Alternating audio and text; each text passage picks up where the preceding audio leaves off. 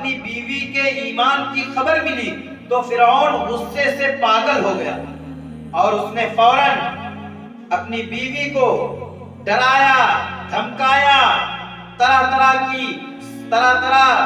طرح سے ان کو خوفزدہ کیا. لیکن حضرت آسیہ کے دل کے اندر اللہ رب العزت نے ایمان کی ایسی شمع روشن کر دی کہ فرعون کی ساری دھمکیاں ایک طرف، فرعون کا سارا خوف ایک طرف، سارا ڈر ایک طرف، اور اللہ کی اس نیک بندی کا ایمان ایک طرف. جب فرعون نے دیکھا کہ میری بیوی کسی طرح سے میری بات ماننے کے لیے تیار نہیں ہے اور اپنے ایمان کے اوپر اور اسلام کے اوپر اور اللہ کے اوپر جو اس کا توکل ہے اس پر ڈٹی ہوئی ہے، تو فرعون نے حکم دیا اپنے غلاموں کو کہ آسیہ کو محل کے سامنے لایا جائے. کون سا محل؟ وہی محل جس محل کی ملکہ تھی حضرت آسیہ. آج ایمان کی بدولت، آج اللہ کی محبت کے عوض میں حضرت آسیہ کو محل سے باہر نکالا جا رہا ہے اور محل کے باہر لایا گیا. پھر فرعون نے کہا کہ اگر تم باز نہیں آؤ گی تو ہم تمہیں سخت سے سخت سزائیں دیں گے. انہوں نے کہا اے فرعون، تجھے جو کرنا ہے تو کر لے، لیکن اب میں نے پڑھ لیا ہے کلمہ موسیٰ علیہ السلام کا، اب یہ کلمہ دل سے نہیں نکل سکتا. آمنت رب موسیٰ و ہارون، اب تو میں موسیٰ اور ہارون کے رب کے اوپر ایمان لے آئی ہوں، تمہیں جو کرنا ہے تم کر لو. پھر فرعون نے حکم دیا کہ حضرت آسیہ کے بدن سے ان کے کپڑوں کو اتار دیا جائے، ان کو برہنہ کر دیا جائے. آپ دل کے اوپر ہاتھ رکھ کر کے ذرا تصورات کی دنیا میں کھو کر کے سوچئے کہ ہم مرد لوگ ہیں اور گنہگار لوگ ہیں. اگر بازار کے اندر ہمارے کپڑوں کو اتار دیا جائے تو کیسی شرمندگی محسوس ہوگی، کیسی حیا محسوس ہوگی. اور وہ کون سی تھی؟ وہ مصر کی ملکہ تھی، عورت ذات تھی جن کے ایک اشارے کے اوپر ہزاروں خدام ہٹو بچوں کا شور کرتے ہوئے حاضر ہو جاتے تھے. آج دین کے لیے، اسلام کے لیے اللہ کی اس نیک بندی کے بدن سے اس کے کپڑوں کو اتارا جا رہا ہے اور وہ یہ سب کچھ اللہ کے لیے برداشت کر رہی ہے. اسی لیے کہتے ہیں نا کہ ان اللہ مع الصابرین، کہ صبر کرنے والوں کے ساتھ اللہ ہے. اللہ تعالیٰ جس سے جتنی محبت فرماتا ہے اتنی زیادہ اس کے اوپر آزمائشیں ڈالتا ہے، اور اللہ آزماتا ہے کہ یہ آزمائش کے اندر، مصیبت کے اندر مجھے یاد کرتی ہے یا نہیں یاد کرتی، یہ مجھے یاد کرتا ہے یا مجھے بھول جاتا ہے. بہرحال موسیٰ علیہ السلام کی فرعون کی بیوی کے کپڑے اتارے گئے. حضرت آسیہ نے یہ سب کچھ برداشت کیا، لیکن انہوں نے اپنے ایمان کا سودا نہ کیا. پھر فرعون نے حکم دیا کہ یہ ایسے باز نہیں آئے گی. فرعون نے کہا کہ اس کے بدن سے اس کی کھال کو اتار دیا جائے. جس طرح ایک قصائی بکرے کی کھال کو اس کے تن سے جدا کر دیتا ہے، بالکل اسی طرح حضرت آسیہ، ابھی اللہ نے ان کو موت نہیں دی کیونکہ اللہ بھی آزماتا ہے. اللہ چاہتا تو پہلے ہی روح نکال لیتا، وہ سارا ظلم آسیہ کی لاش کے اوپر کرتے، لیکن اللہ کو قیامت تک آنے والی انسانیت کو ایک سبق دلانا تھا اور ایک پیغام دینا تھا کہ اللہ کی نیک بندی ایسی بھی دنیا کے اندر گزری ہیں جنہوں نے اللہ کے لیے ایسی ایسی مصیبتیں اور پریشانیاں برداشت کی ہیں. حکم دیا کہ ان کے بدن سے کھال کو اتار دیا جائے. آپ سوچئے کتنی تکلیف انہوں نے برداشت کی ہوگی. ان کے بدن سے ان کی کھال کو اتار دیا گیا، لیکن انہوں نے کہا اے فرعون، اور ظلم کرنا ہے اگر تجھے تو تو کر لے، لیکن اب جو ایمان میرے دل کے اندر روشن ہو گیا ہے یہ ایمان اس دل سے نہیں نکل سکتا.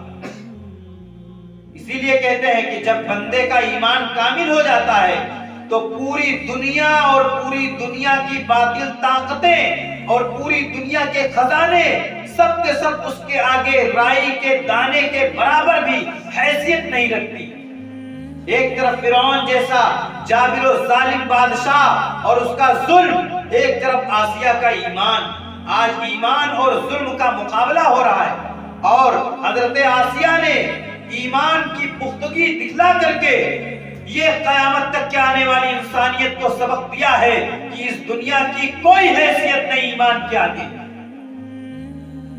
اس ظالم ترین نے حکم دیا کہ کھال کو اتار دیا جائے، ان کے بدن سے کھال کو اتار دیا گیا۔ ہم بتا رہے ہیں، آپ لوگ سن رہے ہو، بڑا مزہ آ رہا ہے، لیکن خدا کی قسم ہم بھی اپنے دل پر ہاتھ رکھ کر کے سوچیں کہ کیا کبھی ہم نے اس دین کے لیے ایک کوڑا مار کھایا ہے؟ کیا کبھی ہم نے اس دین کے لیے کوئی پریشانی برداشت کی ہے؟ کیا کبھی ہم نے اس دین کے لیے اپنے بدن کے کسی حصے کو کٹایا ہے؟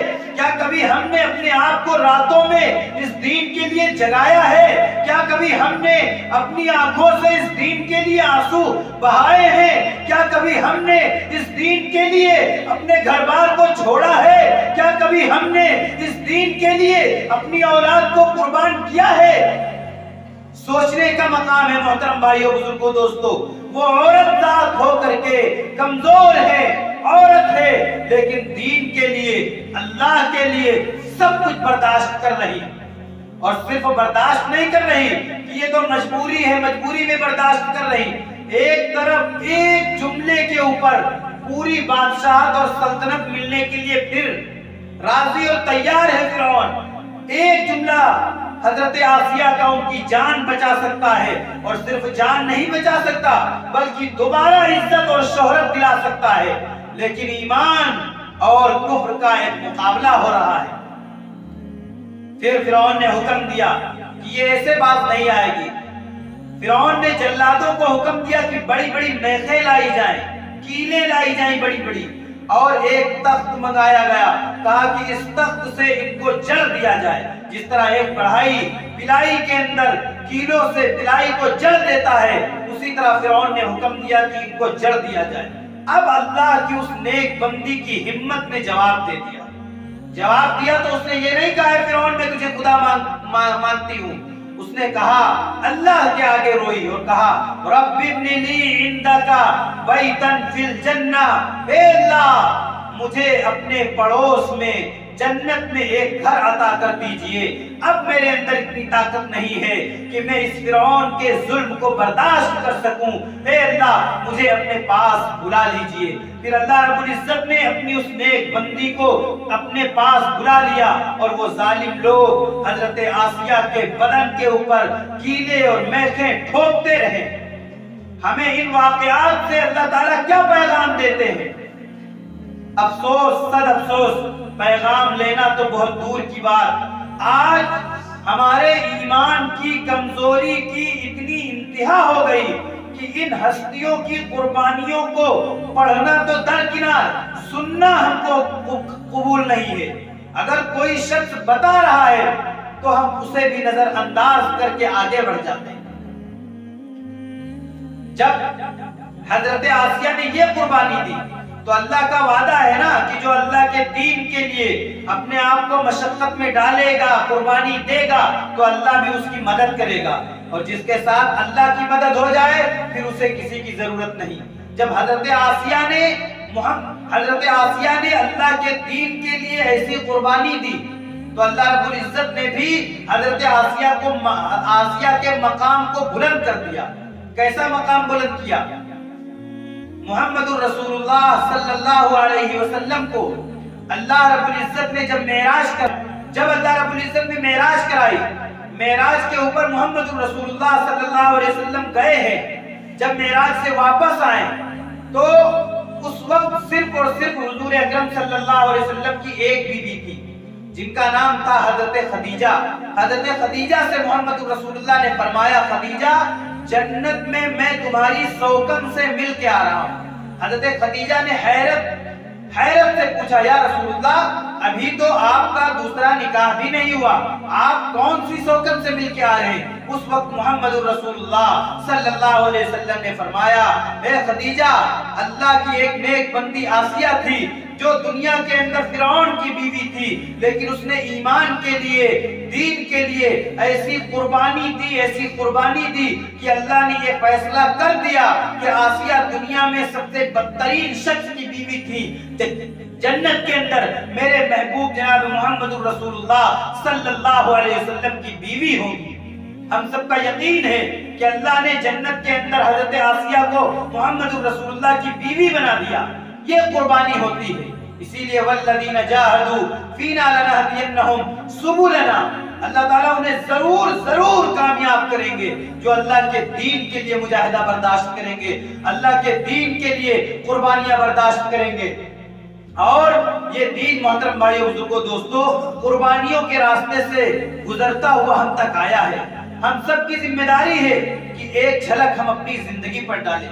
آج اگر ہمارے اندر کوئی بری عادت لگی ہوئی ہے، ہمارے اندر گناہوں کا مادہ ہے، تو ہم اللہ کے لیے اس گناہ کو چھوڑنے کے لیے تیار نہیں ہیں۔ آپ غور کریے کہ وہ کیسے لوگ تھے۔ ہم بہانہ بنا دیتے ہیں کہ ارے وہ زمانہ دوسرا تھا، یہ اور دور ہے۔ خدا کی قسم فرعون کے دور سے زیادہ خراب دور نہ کبھی آیا ہے اور نہ آئے گا۔ جتنا دور وہ ظلم بربریت والا تھا، جتنا فساد اور فتنے والا دور وہ تھا، آج کا دور نہیں ہے۔ لیکن فرعون کی بیوی نے اس ماحول میں، اس دور کے اندر جہاں ہر قدم کے اوپر فتنہ تھا، ہر قدم کے اوپر ظلم و ستم تھا، بربریت تھی، اپنے ایمان کو بچا کر کے، اللہ کے لیے قربانی دے کر کے، اپنے آپ کو کھپا کر کے ہم کو اور آپ کو پیغام دیا ہے کہ اے 14ویں صدی کے مسلمانوں، تمہیں اگر اس دین کے لیے اپنی جان کی بازی دینا پڑے تو ہمیں یاد کرنا، اگر اپنی بیویوں کی، آل اولاد کی، اپنے نفسانی خواہشات کی اور بچوں کی اور گھر بار کی قربانی دینے کا نمبر آئے تو مجھے یاد کرنا اور ہنس کر کے سب کچھ اللہ کے نام پر قربان کر دینا۔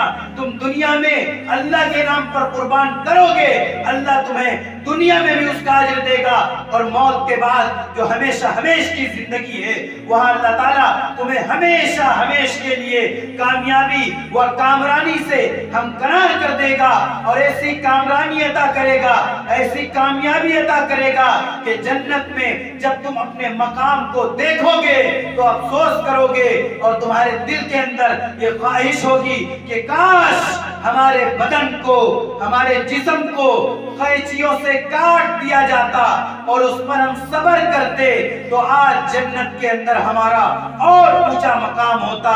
صلاۃ و سلام ہو اللہ کی اس نیک بندی حضرت آسیہ پر۔